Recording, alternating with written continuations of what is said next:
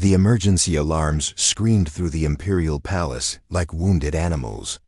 Empress Velara stood at the observation deck, her 6 eyes fixed on the burning sky above her homeworld. 3 human warships hung in orbit like dark prophecies, their weapons charged and ready to fire. "They came out of nowhere, Your Majesty," General Cross reported, his voice shaking. "No warnings. No demands. They just appeared and started destroying our defense satellites." Velara's 4 arms clenched into fists. For 200 years, her empire had ruled 12 star systems. No one dared to challenge the Zelkari throne. But these humans, these primitive creatures from a backwater planet, had done the impossible. "How many ships do we have in range?" she asked. 47 battle cruisers, Your Majesty. "We can crush them in minutes." But something felt wrong. Humans were not stupid. They knew they were outnumbered. So why attack with only 3 ships? Why come here at all? The communication panel beeped. A human face appeared on the screen. He was old, with gray hair and tired eyes. He wore no military uniform, just simple clothes. "Empress Velara," the human said calmly. "My name is Dr. Marcus Webb. I am not here to fight. I am here to offer you a choice." Velara's scales turned dark red with anger. "You attack my world and speak of choices? Your 3 ships will be dust in." "We did not attack your world," Marcus interrupted. "We destroyed your satellites because we needed your attention. Nothing more. No one is dead. No one is hurt. But that will change if you do not listen." The Empress leaned forward. This human spoke without fear. That made him either very brave or very foolish. "You have 60 seconds, she said coldly. Marcus nodded. 10 years ago, your scientists visited Earth. They came in peace, studying our medicine, our technology. We welcomed them. We shared everything. But when they left, they took something that did not belong to them." Velara's expression did not change, but her heart began beating faster. She knew exactly what the human meant. "They took 12 human children," Marcus continued. "Children with rare genetic conditions. Your scientists said they wanted to help, to study human biology, to find cures. We trusted them. We let them go. And for 10 years, we heard nothing. Until 3 months ago, when one child escaped and told us the truth. The screen changed. Images appeared. Dark rooms. Medical tables. Children strapped down, crying. Zelkari scientists injecting strange substances, taking samples, running experiments. Some children looked sick.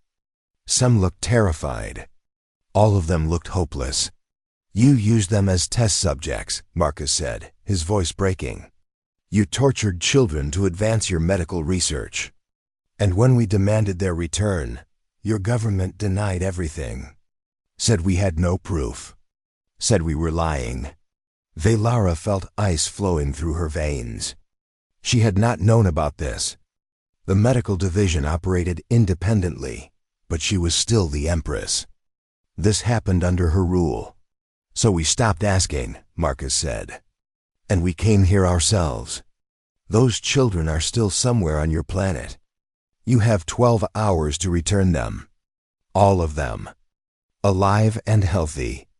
If you do not, our fleet will arrive. Not 3 ships, Empress. 3,000. And we will take our children back by force." The screen went black. General Cross laughed. 3,000 ships?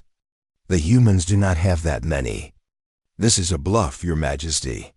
Let me destroy those 3 vessels and end this nonsense. But Velara was not laughing. She remembered the intelligence reports about humans. They were fierce when protecting their young. They did not bluff about such things. And if they came with 3,000 ships, many worlds would burn before the war ended. "Find those children," she ordered. "Search every medical facility, every research lab, every secret location. I want them found in 6 hours. Your Majesty, this will expose our research programs. I said find them. Velara roared. The general bowed and hurried away.